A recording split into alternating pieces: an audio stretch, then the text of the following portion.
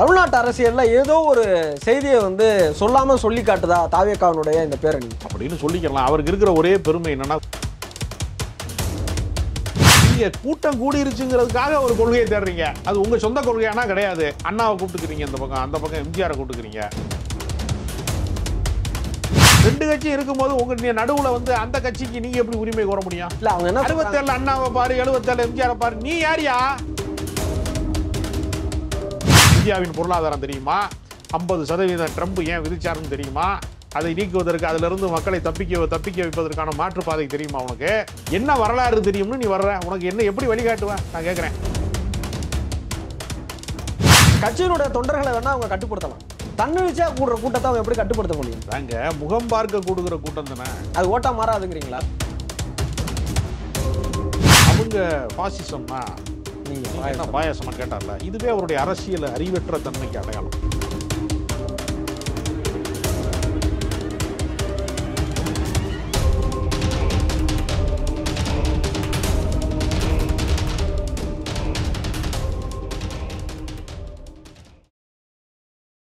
இல்ல அதாவது என்னன்னா, திரு விஜய் அவர்கள் ஒரு நடிகராகவும் இருக்கிறதுனால கட்டுக்கடங்காத கூட்டம் வரும் அப்படிங்கிற போது, இப்போ வேலை நாட்களில் நம்ம இந்த மாதிரியான ஊர்வலங்கள் பிரச்சாரங்கள்லாம் வச்சோம்னா பொதுமக்களுக்கு பாதிப்பு ஏற்படுத்தும். அதனால நாங்கள் சனிக்கிழமையை தேர்ந்தெடுத்திருக்கிறோம் அப்படின்னு சொல்றாங்க. ஒரு நல்ல கண்ணோட்டத்தில் தானே அதை அணுகுறாங்க. நல்ல விஷயம்தான். எவ்வளோ நாள் வேடிக்கை பார்ப்பான்? விஜய கிட்ட பார்க்காத வரைக்கும் தான் அவன் நடிகர் மேலே வியப்பாக இருப்பான். பல ஷூட்டிங் ஸ்பாட்ல எல்லாம் நீங்கள் பார்த்தீங்கன்னா ஒரே சீனை திரும்ப எடுத்துக்கிட்டு இருக்காங்க. ஒத்த டைலாக ஒத்த ஷாட்டை திரும்ப எடுக்கிறாங்க சொல்லி கிட்ட பார்த்துட்டு அடப்ப அப்படின்னு சொல்லிட்டு போனவங்க எல்லாம் இருக்காங்க. நீங்கள் விஜயை பக்கத்தில் பார்த்துட்டாங்கன்னா நம்மளை விட ஒரு சுமாராக தான் இருக்கிறாருங்கிற இடத்துக்கு வந்துடுவான். சூப்பராக இருக்காருங்கிறது தூரத்துலேருந்து பார்க்குற வரைக்கும் தான். அப்போ வெகு தூரத்தில் இருக்கிற வரைக்கும் தான் இந்த மாயையை கட்டமைக்க முடியும். ஏன்னா இந்த கூட்டம் ஏற்கனவே எம்ஜிஆர் கூடியிருக்கு, இந்த கூட்டம் ஏற்கனவே விஜயகாந்த் கூடியிருக்கு, இந்த கூட்டம் பல பேருக்கு கூடியிருக்கு. டி ராஜேந்திரன்லாம் ஒரு பெரிய அளவில் ஒரு ஸ்டார் பேச்சாளராக இருக்கும்போது அடுக்குமொழியில் பேசும்போது அவருக்கெல்லாம் கூட்டம் வந்திருக்கு. வடிவேலுக்கு கூட்டம் வந்திருக்கு. மன்சூர் அலிக்கான் தமிழ் தேசியம்லாம் பேசியிருக்காரு. பல நடிகர்கள் முயற்சி செஞ்ச இடம். இது முதல் முறையாக ஏதோ இவர் மட்டும்தான் இப்படி பண்ணிட்டார் அப்படிங்கிறது அல்ல. அதனால் இந்த மாயை தீருகிற போது இது நிற்குமா, நிலைக்குமா, நீடிக்குமா அப்படிங்கிற பல கேள்விகள் நமக்கு. கிட்டத்தட்ட ஒரு 6 மணி நேரம், ஒரு 8 கிலோமீட்டரை அவர் கடக்கிறதுக்கான நேரம் 6 மணி நேரம் அப்படிங்கிறது இருக்குல்ல. தமிழ்நாட்டு அரசியல்ல ஏதோ ஒரு செய்தியை சொல்லாம சொல்லி காட்டுதா தாவேகாவுடைய இந்த பேரணி அப்படின்னு சொல்லிக்கலாம். அவருக்கு இருக்கிற ஒரே பெருமை என்னன்னா கூட்டம் கூடுதுங்கிறது மட்டும்தான். வேற எந்த தகுதியை அவர்கிட்ட நீங்க சொல்லி காட்டுவீங்க சொல்லுங்க? ஒரு கொள்கையை வகுத்து இந்த கொள்கைக்காக ஆட்களை திரட்டணும், அணி திரட்டணும். ஒவ்வொரு கட்சியும் ஒரு பாணியில் அணி திரட்டுறான். மொழியை வைத்து கொண்டு ஒரு அரசியல், இன அரசியல், மத அரசியல், சாதி ரீதியாக அணி திரட்டுகிற அரசியல் அப்படின்னு ஒவ்வொரு அரசியலையும் திரட்டுறான். இப்போ நீங்கள் கூட்டம் கூடிருச்சுங்கிறதுக்காக ஒரு கொள்கையை தேடுறீங்க. அது உங்கள் சொந்த கொள்கையானா கிடையாது. அண்ணாவை கூப்பிட்டுக்கிறீங்க இந்த பக்கம், அந்த பக்கம் எம்ஜிஆரை கூப்பிட்டுக்கிறீங்க. அண்ணா உருவாக்கின திமுக அழிஞ்சு போகலை, இன்னும் உயிரோடு இருக்குது, உயிர்ப்போடு இருக்குது, அதிகாரத்தில் இருக்குது, ஆளுங்கட்சியாக கூட இருக்குது. எம்ஜிஆர் வளர்த்த இயக்கம்ங்கிறது அது இல்லாமல் போகலை. அது சேதமுற்றாலும் சிதைந்து கிடந்தாலும் பிளவுற்று கிடந்தாலும் அது எடப்பாடி தலைமையில் அது ஒரு 20% வாக்கு வாங்கிட்டு தான் இருக்குது. இன்றைக்கி அந்த எம்ஜிஆர் கட்சி இருக்குது. ரெண்டு கட்சி இருக்கும்போது உங்கள் நடுவில் அந்த கட்சிக்கு நீங்கள் எப்படி உரிமை கோர முடியும்? நீங்கள் போட்டிருக்க சட்டம் நல்லா இருக்குன்னு நான் சொல்லலாம். அது எப்படி ஏன் சட்டையாக இருக்கும்? அது உங்கள் சட்டை தானே. இல்லை அவங்க என்ன 67 அண்ணாவை பாரு, 77 எம்ஜிஆரை பாரு, நீ யாரியா? உனக்கு என்ன தகுதி இருக்கு? நீ சினிமாவில் நடித்த, உனக்கு 200 ரூபா கொடுத்து நான் படம் பார்த்தேன், நீ நல்லா டான்ஸ் ஆடின, உனக்கு நீ கொள்கை பாடல்கள்லாம் பாடலை, தொட்டப்பட்ட ரோட்டு மேலே முட்டை போட்டான்னு தான் பாடினேன், தொட்டுக்குள்ள சிக்கன் தரட்டான்னு பாடினேன். வேற ஒன்றும் நீ கொள்கை பாடலாம் நீ பாடலை. நீ நல்லா என்டர்டெயின்மெண்ட் பண்ணியிருக்க. உனக்கான பணத்தை நாங்கள் கொடுத்துட்டோம். உன் சம்பளத்தை நான் கொடுத்த 200 கோடி 200 ரூபாயை நீ 200 கோடியாக மாற்றிருக்க. பல ஆயிரம் ரசிகர்களை, பல பார்வையாளர்களை உருவாக்கியிருக்க. அவ்வளோதான் ஒரு சாதனை. வேற நீ என்ன எலிஜிபிள் நான் கேட்குறேன், என்ன தகுதி இருக்குன்னு நான் கேட்குறேன். இந்தியாவின் பொருளாதாரம் தெரியுமா? 50% ட்ரம்ப் ஏன் விதிச்சாருன்னு தெரியுமா? அதை நீக்குவதற்கு, அதிலிருந்து மக்களை தப்பிக்க வைப்பதற்கான மாற்றுப்பாதை தெரியுமா உனக்கு? சமூக நீதினா என்னன்னு தெரியுமா? கம்யூனிசம் தெரியுமா? மார்க்சியம் தெரியுமா? உனக்கு மொழி அரசியலில் நடந்த தியாகங்கள் தெரியுமா? என்ன வரலாறு தெரியும்னு நீ வர்ற, உனக்கு என்ன எப்படி வழிகாட்டுவேன் நான் கேட்குறேன். உனக்கே அரசியல் தெரியாது, நீனே அரசியல்படுத்தப்படலை. தொண்டர்கள் அரசியல்படுத்தப்படலைங்கிறது வேற. அவர் ரசிகர்கள் தான், தொண்டர்கள் கிடையாது. இன்னும் தொண்டர்களை மாறலை.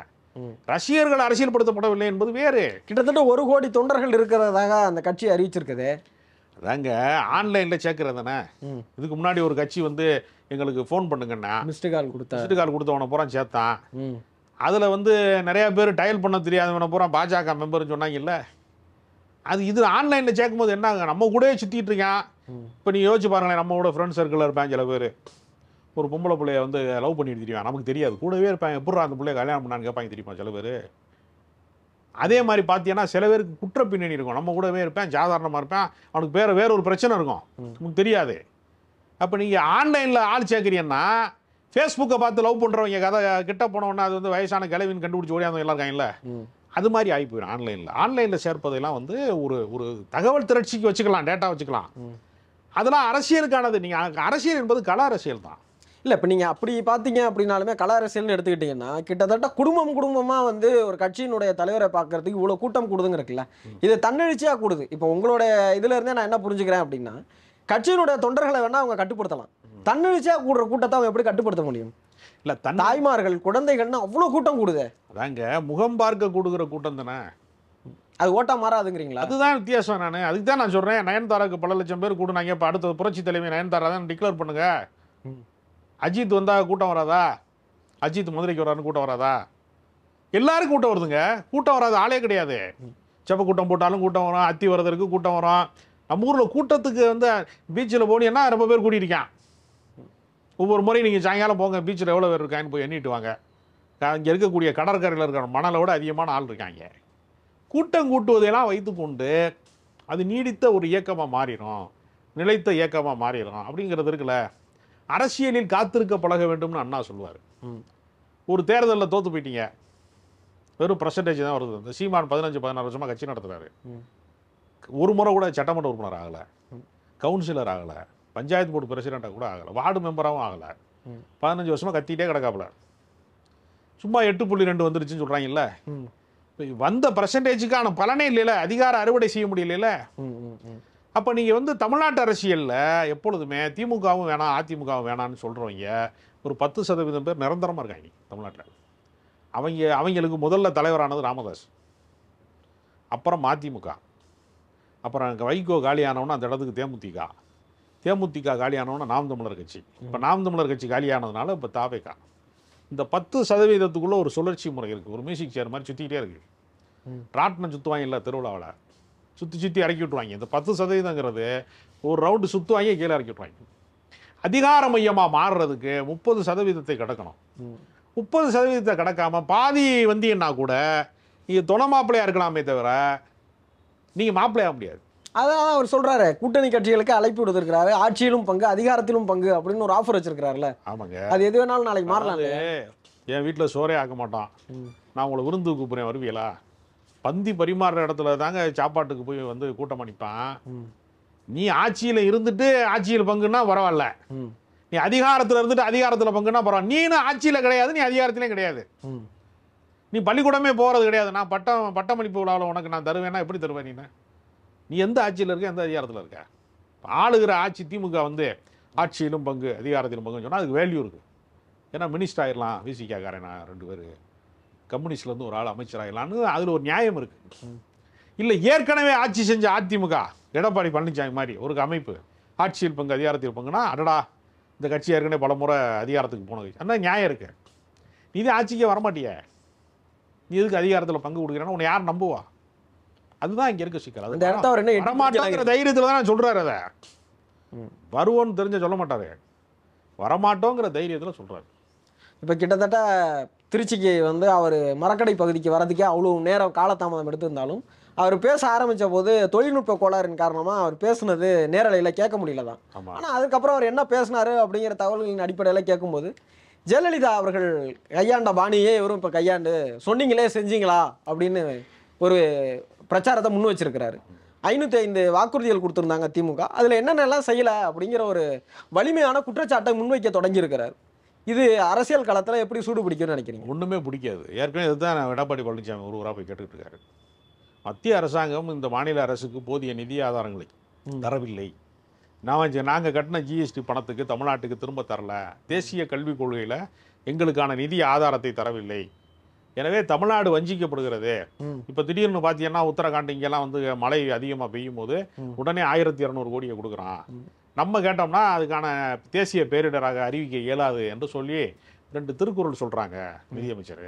அப்படிங்கிற நிலைமை இங்கே இருக்கிறது. அதனால மாநில அரசை பார்த்து, அதிகாரத்தை குவித்து வைத்திருக்கிற மாநில அரசை பார்த்து கேட்க வேண்டிய கேள்விகள் இருக்குல்ல, நீட்டை ஏன் ஒழிக்கலைன்னு திமுக பார்த்து கேட்குறான். நான் கூட ஒரு தொலைக்காட்சி விவாதத்தில் சொன்னேன், கோழி தாண்டா முட்டை போடும், சேவல் எப்படா முட்டை போடும், சேவல் ஏன் முட்டை போடுங்கன்னு கேட்க. இதெல்லாம் தெரியாமலே திமுகவில் வந்து வாக்குறுதிகளாக கொடுத்துட்டாங்களா? அப்படியே இல்லை, அவங்க என்ன நினைச்சாங்கன்னா இந்தியா கூட்டணி வெற்றி பெறும். இல்லை, 2021 தேர்தலில் அவங்க இந்த வாக்குறுதிகள் கொடுக்குறாங்க, 505 வாக்குறுதிகள் கொடுக்குறாங்க. அதில் தான் இந்த விஷயத்தையும் குறிப்பிடுறாங்க. இப்போ அது எப்படி ஜனநாயகத்தில் நாங்கள் அதிகாரத்துக்கு வருவோம்ங்கிற ஒரு நம்பிக்கையின் அடிப்படையில் சில வாக்குறுதிகளை தருவாங்க. இப்போ ஆட்சியில் பங்கு அதிகாரத்தில் பங்குன்னு சொல்கிறார்ல, அதுதான் நான் சொன்னேன் இவ்வளோ நேரமாக, அவர் ஆட்சிக்கு வரமாட்டார் அதிகாரத்துக்கு வரமாட்டாருன்னு. அது மாதிரி அவங்க நம்புகிறாங்க, ஒரு விஷயம் நடக்குன்னு நம்புகிறாங்க, நம்பும்போது ஒரு வாக்குறுதி கொடுக்குறாங்க. அந்த வாக்குறுதி நடைமுறைப்படுத்தப்பட முடியுமா முடியாதான்னா இது எல்லாருக்குமே இந்த பிரச்சனை இருக்கு. 3 படி லட்சியம், ஒரு படி தான் நிச்சயம் அண்ணா சொன்னார். அப்போ அண்ணா சீட்டிங் பர்சன் சொல்ல முடியுமா? 2 படியை ஏமாத்திட்டாருன்னு சொல்ல முடியுமா? அப்படி இல்லை, நான் கொடுக்க விரும்புகிறேன், அதுக்கு வந்து நிதி ஆதாரம் எனக்கு வந்து தடையா இருக்கு அப்படிங்கிற ஒரு இடம் தான் அது. ஒரு நடைமுறை யதார்த்தம் தான். குழந்தைக்கு விரும்புறதை வாங்கி கொடுக்கணும்னு ஆசைப்படுவான் ஒரு தகப்பன், ஆனால் அவனுக்கு அந்த அளவுக்கு பணம் இருக்காது, ஏதாவது ஒரு சின்ன பொருளை வாங்கி கொடுப்பான், பரிசு பொருள். அது மாதிரி தான் இது வந்து இந்த அரசில் சில போதாமைகள், கோரிக்கைகள் நிறைவேற்றுவதில் சில தடங்கல்கள் இருக்கு அப்படிங்கிறதுல நமக்கு மாற்றுக்கிறது கிடையாது.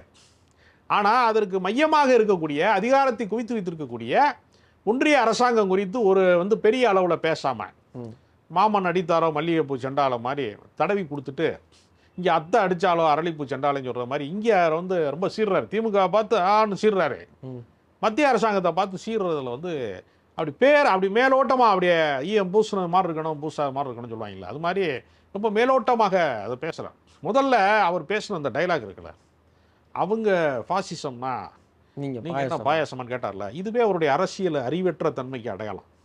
ஏன்னா அதிகாரத்தை குவித்து வைத்திருக்கக்கூடிய அவர்களுடைய எல்லை என்பது வேறு, மாநில அரசினுடைய அதிகார எல்லை என்பது வேறு. இப்போ அவங்க மத்திய அரசாங்கம் ஒரே நாளில் என்ன பண்ணுறாங்க, திடீர்னு மோடி தோன்றி இனிமேல் பணம் செல்லாதுன்னு அறிவிக்கிறாரு. ஏற்கனவே மாநிலமாக இருக்கிற காஷ்மீரை 3ஆக உடைத்து யூனியன் பிரதேசமாக டிக்ளேர் பண்ணுறாங்க. ஒரு முதலமைச்சராக இருக்கிற அரவிந்த் கெஜ்ரிவாலை தூக்கி கொண்டு வந்து அமலாக்கத்துறையின் வழியாக சிறையில் வைக்கிறாங்க. அப்போ அவங்களுக்கு இருக்கக்கூடிய அதிகார வரம்பு என்பது மிகப்பெரிய அளவில் இருக்குது. அரங்கத்திற்கு வந்து எங்களோட எல்லா கேள்விகளுக்கும் பதில் சொன்னீங்க. உங்களுடைய நல்ல நோக்கங்கள் நிறைவேறதற்கு எங்களுடைய வாழ்த்துக்கள். மீண்டும் சந்திப்போம். நன்றி.